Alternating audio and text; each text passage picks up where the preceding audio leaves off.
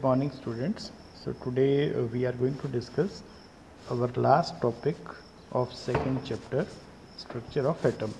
So in this topic we are going to study about electronic configuration of atoms, means how we can put the electrons in the atom. Okay. Now electronic configuration of elements, it means the distribution of electrons into orbitals of an atom. Okay, so distribution of electrons in an atom is in the orbitals of the atom. Okay, now electronic configuration means you can say like this, that when we put our electrons present in an atom in various orbitals, then that is termed as electronic configuration. Okay, now when we are going to put our electrons in orbitals, then in how many ways we can do it? We can do this in two ways. Okay, one is we can write like this, S, P, D, F, those orbital designations, and then number of electrons present in those orbitals. Okay, so it can be termed as S raised to power A, P raised to power B, D raised to power C, F raised to power D, something like that. Okay, so means when we are representing our electronic configuration in terms of this form, then it becomes one type of notation, one type of representation. And another representation is when we express our orbital as a box, just like when we talk about s orbital, then there is only one orbital possible, so we have to write only one box, and one box represents one orbital, and one orbital can have at the maximum 2 electrons.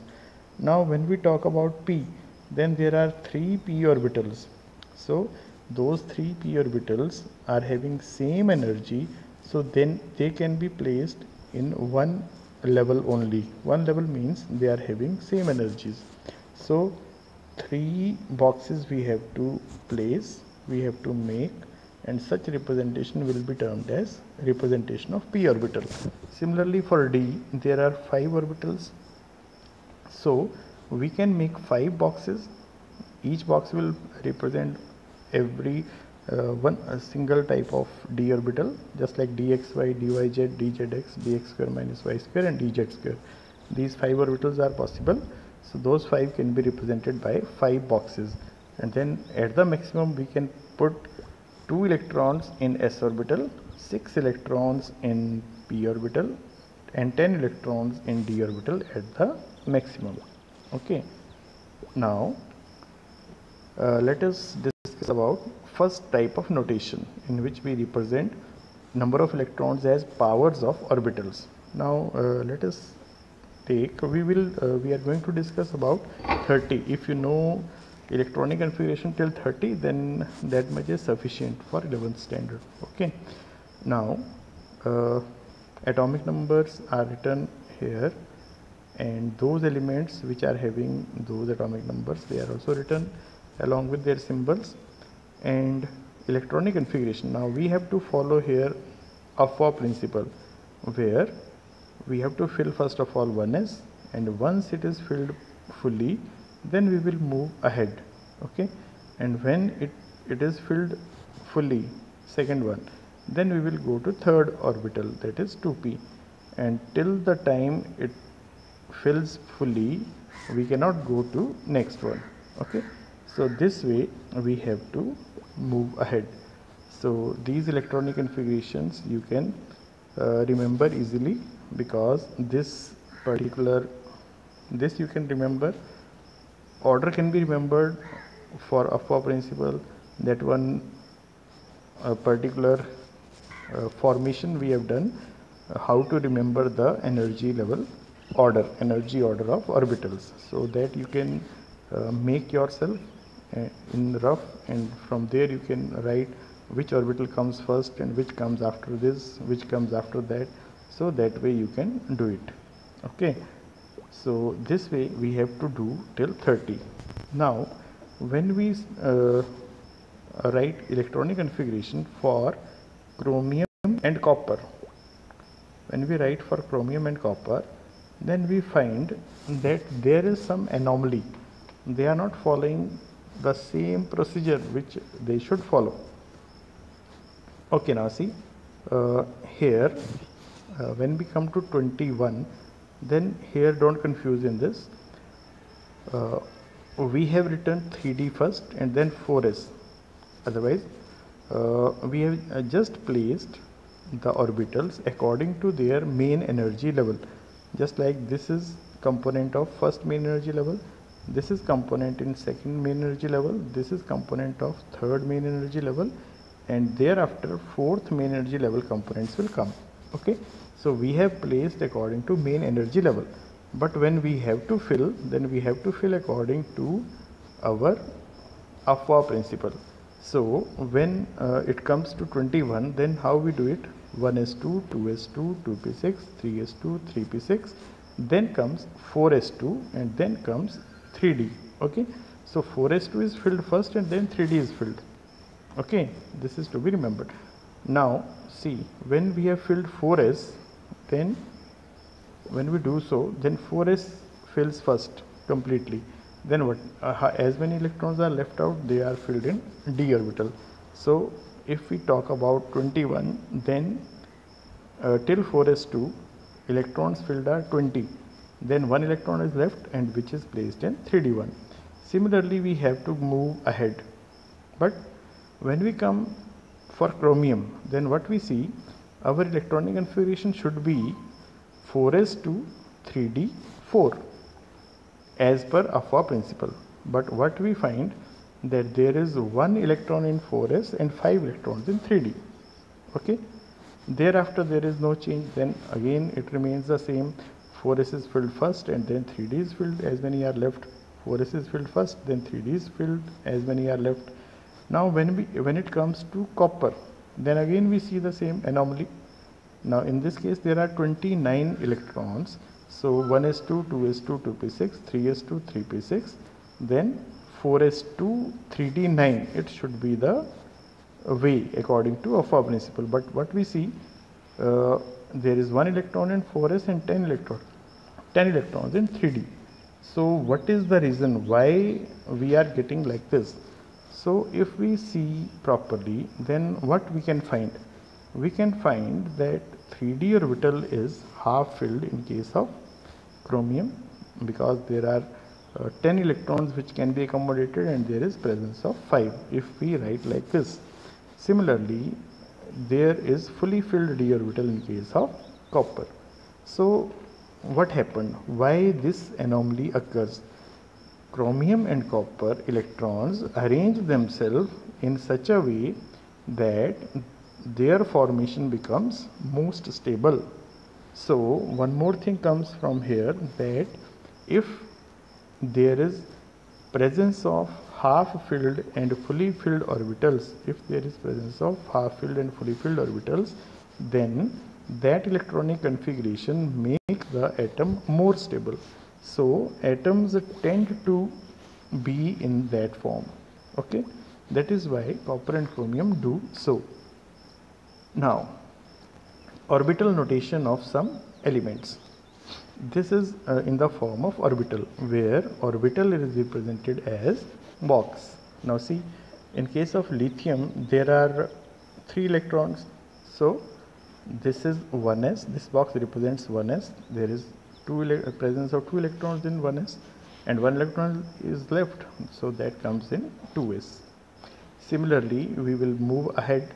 When there is only 1 electron, it will be placed like this. When there are 2 electrons, it will be placed like this. When there are 3 electrons, then it will be placed like this. Similarly, we will go ahead and pairing will take place. Okay. Now, let us come again to copper and chromium. See, this is one more way to write the electronic configuration.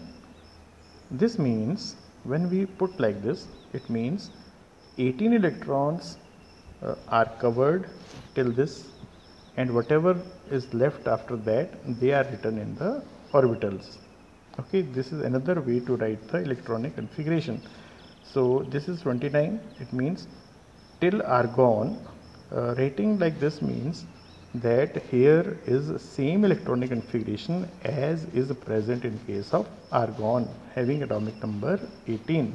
Okay, so this becomes our another formation of writing the electronic configuration.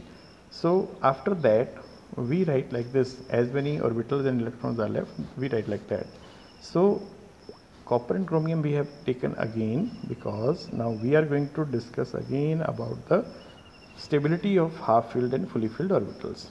Just like I said that here it should be 4s2 and here it should be 4. Similarly here it should be 2 and here it should be 9. But it is not observed. Why it is not observed?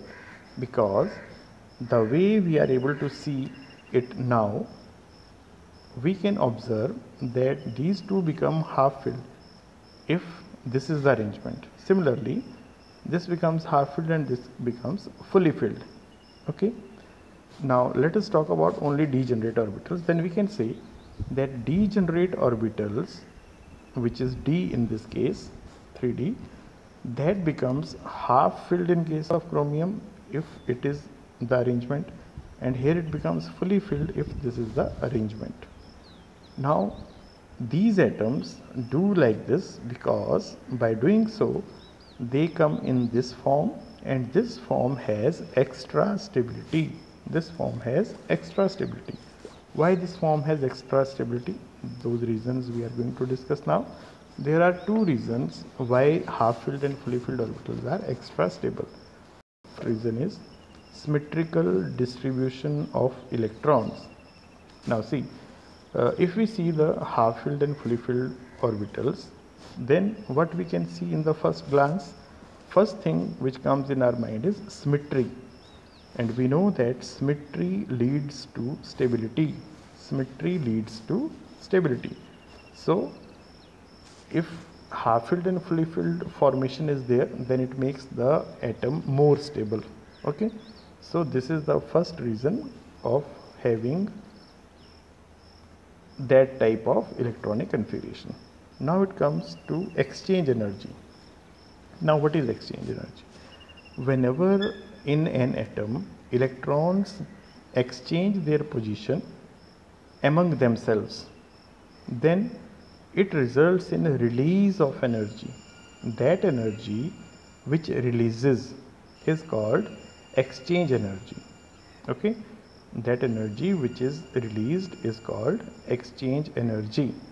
So if more energy is released, then it means the energy of that particular system will decrease, and we know that minimum energy means maximum stability. Minimum energy means maximum stability. So if there are more exchanges, then there will be more release of exchange energy, and if there is more release of exchange energy, then there will be more stability in the atom, because minimum energy means maximum stability. If an atom releases more energy, then its own energy becomes less, and lesser energy leads to maximum stability. Okay, so what is exchange energy? Now exchange energy is the energy released due to exchange of electrons within the atom. Okay, and where it happens? It happens in degenerate orbitals. Okay, degenerate orbitals. In case of degenerate orbitals it happens. Okay, now how these exchanges occur, this you can see. Okay, now see here, you can check it properly. Now when we talk about this electron, then it can exchange its position with other 4 electrons. Means it can occupy this place also, it can occupy this place also, it can occupy this also, and it can occupy this also. Okay, whenever it happens, then they exchange their position. Means when first electron exchanges it with second, that second their positions become exchanged, their positions reverse. Okay, so as many exchanges are there that we can sum up. Okay, now see, here in this diagram there are 4 exchanges. In this diagram there are 3 exchanges, here there are 2, here it is 1. So total number of exchanges become 4 plus 3 7 plus 2 9 plus 1 10. So there are 10 exchanges. Now let us suppose that there are only 4 electrons in this case. Then what will happen? If there are 4 electrons, then this won't be there. Okay, if this is not there, then what we will get? We will get only 3 exchanges once, then 2 exchanges once, and then 1 exchange in the third time. So total exchanges will be 6 only. Okay, so what does it means? That if it is half filled, exactly half filled, then number of exchanges are maximum, and if number of exchanges are maximum, then it will lead to maximum stability. Okay, so we have done electronic configuration of elements till 30. So you need to remember their atomic numbers, and electronic configuration should be known to you how to write. Okay, so this is your homework on the basis of this, and with this we finish our second chapter. Okay, thank you.